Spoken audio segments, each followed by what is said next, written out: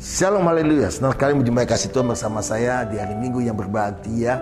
Luar biasa, dahsyat, ajaib. Saya percaya Tuhan telah memberikan kemenangan yang luar biasa buat kita semua.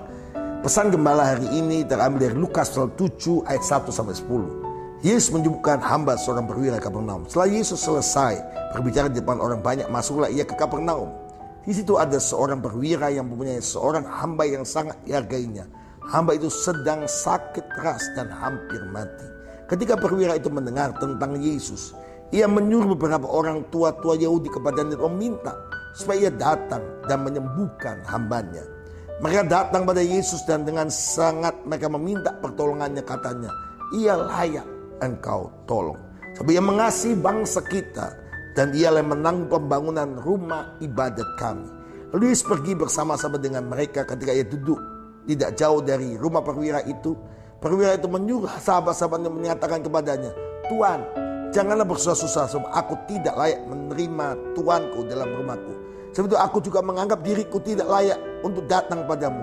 Dan katakan saja sepatah kata, maka hambaku akan sembuh. Haleluya. Sebab aku sendiri mempunyai bawahan, dan di bawahanku ada pula prajurit. Jika aku berkata pada salah seorang prajurit itu pergi, maka ia pergi. Pada seorang lagi datang, maka ia datang. Adapun hambaku kerjakan ini, maka ia mengerjakannya. Setelah mendengar itu, Yesus heran akan dia. Dan sambil berpaling kepada orang banyak, ayat 9, yang mengikuti dia berkata, aku berkata padamu, iman sebesar ini tidak pernah aku jumpai sekalipun di antara orang Israel. Iman sebesar ini tidak pernah aku jumpai di antara orang Israel. Dan setelah orang-orang yang disuruh kembali ke rumahnya, wow, didapati hamba itu sehat, sembuh kembali. Haleluya. Yang berbahagia dalam mendengar firman Tuhan, menyimpan dalam hatinya, lebih bahagia menjadi pelaku firman Tuhan. Yesus berkata, aku berkata padamu, iman sebesar ini tidak pernah kujumpai sekalipun di antara orang Israel. Yesus tertarik dengan iman daripada perwira Kapernaum. Imannya adalah iman yang dahsyat, iman yang luar biasa. Kalau Anda menghadapi apapun hari-hari ini, hiduplah iman perwira Kapernaum. Dia adalah pribadi yang punya dasar iman yang luar biasa. Orang berkata, ya, yang pertama, karena dia berkata, katakan saja, gak usah datang ke rumahku. Katakan sepatah kata saja, hambaku pasti sembuh. Apa iman yang luar biasa perwira Kapernaum ini? Yang pertama, karena dia punya perkataan iman yang ya dan amin. Perkataan imannya sesuai firman Tuhan. Dan dia berkata, katakan saja, maka hambaku sembuh. Saudara, dia memahami tentang kuasa perkataan iman. Hari ini kalau Anda mengalami masalah, ucapkan kuasa perkataan iman. Katakan dengan imanmu, hidupmu sehat, maka engkau sehat. Hidupmu makmur, maka diberkati dalam nama Tuhan Yesus. Hidupmu mengalami terobosan keuangan, terobosan mujizat Tuhan akan terjadi dengan imanmu. Dan yang kedua, saudara-saudara, kenapa Yesus tertarik dengan orang ini? Apa tindakan imannya? Bukan cuma perkataan iman, tapi yang kedua, dia punya tindakan iman. Ayat yang keempat, mereka kepala orang Yahudi datang pada Yesus dan dengan sangat mereka meminta pertolongannya, katanya, ia layak kau tolong. Yang kedua, dia punya tindakan iman. Apa tindakan iman? Dia selalu, meskipun dia bukan orang Yahudi, orang Israel, dia adalah centurion, adalah perwira raja Romawi, kerajaan Romawi. Tapi dia peduli, dia punya keyakinan, punya tindakan iman yang luar biasa. Alkitab berkata, iman tanpa perbuatan adalah mati. Tapi iman dengan perbuatan menghasilkan mujizat. Kalau kau beriman pada Yesus, tindakanmu sesuai dengan imanmu, kau jadi berkat buat banyak orang. Engkau peduli dengan banyak orang. Engkau berbuat sesuatu buat kotamu, bangsamu, dan negaramu. Saya percaya Bapak Ibu sekalian, yang dikatakan dengan sungguh firman Tuhan berkata, dan datanglah ia layak engkau tolong. Haleluya. Kalau kita menjadi pribadi yang suka menjadi berkat, menolong orang lain, karena kita membalas kasih Tuhan, peduli dengan sesama, maka Tuhan berkata, dia layak kau tolong. Seperti orang lain berkata kepada Yesus, layak kau tolong. Yang ketiga, apa tindakan imannya? Sebab ia mengasihi bangsa kita. Ada kasih yang mengalir, ada perbuatan kasih yang luar biasa. Dan yang terakhir, yang keempat, dialah yang menanggung pembangunan rumah ibadat kami. Wow, ada tindakan iman. Dia berkorban untuk membangun rumah ibadat. Lalu ayat 6, Yesus pergi bersama-sama dengan mereka.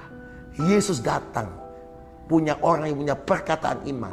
Yang kedua, orang yang punya tindakan iman dengan membantu sesamanya. Dan yang berikutnya, orang yang punya kasih dengan iman. Yang keempat, yaitu orang yang suka menabur, memberi, buat pembangunan rumah Tuhan, pembangunan rumah ibadat. Tuhan perhitungkan setiap hal yang Tuhan kerjakan adalah ya dan amin. Yeremia pasal 29 ayat 7 berkata, usahakanlah kesejahteraan kotamu dan berdoalah buat kesejahteraan kotanya, karena kesejahteraannya adalah kesejahteraan kamu juga. Haleluya. Kasih Tuhan kalau Anda dan saya sadar dan mengerti bahwa hari-hari ini kota kita, Balikpapan, Kalimantan Timur, mata Tuhan sedang tertuju di antara kita. Mata Tuhan sedang pengarah pada kita. Kita berdoa, kita membuktikan bahwa kita adalah mengusahakan kesejahteraan kota dan berdoa karena kesejahteraannya, kesejahteraanmu juga. Ayat 11 berkata, rancangan bukan rancangan kecelakaan, tapi rancangan hari depan yang penuh pengarah. Waktu kita mengusahakan kesejahteraan kota kita, tindakan iman, iman yang penuh kasih, dan iman yang suka memberi buat pembangunan rumah Tuhan, maka Tuhan berkata, engkau punya rancangan adamu adalah rancangan damai sejahtera, bukan rancangan kecelakaan. Engkau akan makin mengalami pemulihan, kuasa, keajaiban Tuhan yang tidak terbatas dalam hidupmu dan hidup saya bersama-sama. Saya digerakkan Tuhan sejak Mesbah Keluarga kemarin malam. Dan saudara-saudara di Mesbah Keluarga, Tuhan suruh mengajak kita semua. Bukit Doa telah bekerja dengan luar biasa, dengan proses luar biasa. Kalau Anda hari Minggu ini Anda bisa mengambil Kaltim Post. Saudara, di Kaltim Post itu mereka wawancara saya, dan di Kaltim Post itu saudara, bagaimana Bukit Doa progresnya. Dan bahkan wartawan itu bertanya, Pak, ini kalau jadi Pak, luar biasa, yang begini belum ada. Saudara, hati saya terbangun, iman saya bangkit dan berkata, wow, mereka saja lihat. Sekarang tiap hari ratusan orang datang ke Bukit Doa, padahal masih pembangunan, saudara. Jadi saya mengajak saudara, ayo kita selesaikan pembangunan Bukit Doa ini. Saya butuh saudara-saudara yang punya hati. Saya butuh Anda yang mau mengasihi, menyelesaikan pembangunan Bukit Doa ini untuk kemuliaan nama Tuhan. Dan di tahap yang berikutnya untuk pembangunan Bukit Doa ini, yaitu gua-gua doa. Kami sedang membangun di bawah gua doa yang Anda lihat di bawah ini adalah gua-gua doa yang tanah yang masih kosong. Kita akan bangun gua-gua doa yang sama. Dan kemarin panitia pembangunan sudah menghitung satu gua doa dengan tamannya seharga 50 juta. Jumat kemarin untuk saya katakan, ayo menabur si perwira Kapernaum ini, memberkati membangun rumah ibadat. Maka Tuhan memberkati hidupnya. Dan dikatakan hambanya sembuh seketika juga. Hidupmu diberkati, hidupmu sembuh, hidupmu pulih.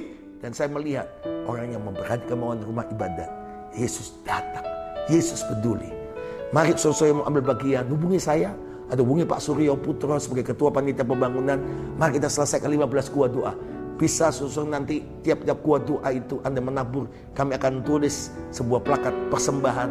Contoh Korwil FA ini, contoh saudara FA ini, keluarga ini, dan keluarga ini. Sudah gua doa, ada yang menanggungnya. Tinggal 13 gua doa lagi, saya percaya akan jadi percepatan dan Tuhan memberkati Anda berlimpah-limpah. Tuhan tertarik dengan imanmu, Tuhan tertarik dengan tindakan imanmu, Tuhan tertarik dengan tindakan iman kasihmu, dan Tuhan tertarik dengan penaburanmu untuk Bukit Doa Kalimantan. Dan saya bersyukur minggu depan tanggal 7 November kita akan mulai buka tambah ibadah jam 6 sore di Living Plaza. Dan kita juga ada ibadah Jerusalem jam 8 pagi untuk semua anak-anak muda, remaja dan pemuda bisa bergabung bersama-sama di Jerusalem jam 8 di upper room di gereja. Dan juga mulai minggu depan Bethany Junior Church anak sekolah minggu kita sudah buka. Batita, Madya, Pratama, Tunas dengan protokol kesehatan. Nanti saudara akan melihat ada link daripada pendaftaran untuk sekolah minggu atau lewat guru-guru sekolah minggu yang ada BCC, dan Pak Boyke koordinator dan tim akan mendaftar. Anda harus mendaftar dulu supaya Anda dapatkan anak Anda dapat tempat duduk. Kita akan atur dengan baik supaya anak-anak datang dengan sukacita, pulang ibadah dengan sehat, dan nama Tuhan dipermuliakan. Jadikan Balikpapan kota beriman, indah, aman, nyaman. Ku bangun, ku jaga, ku bela, dan bagi Yesus Kristus Tuhan, dan Engkau menentukan kesejahteraan kota ini. Tuhan berkati Anda semua. Shalom. Haleluya.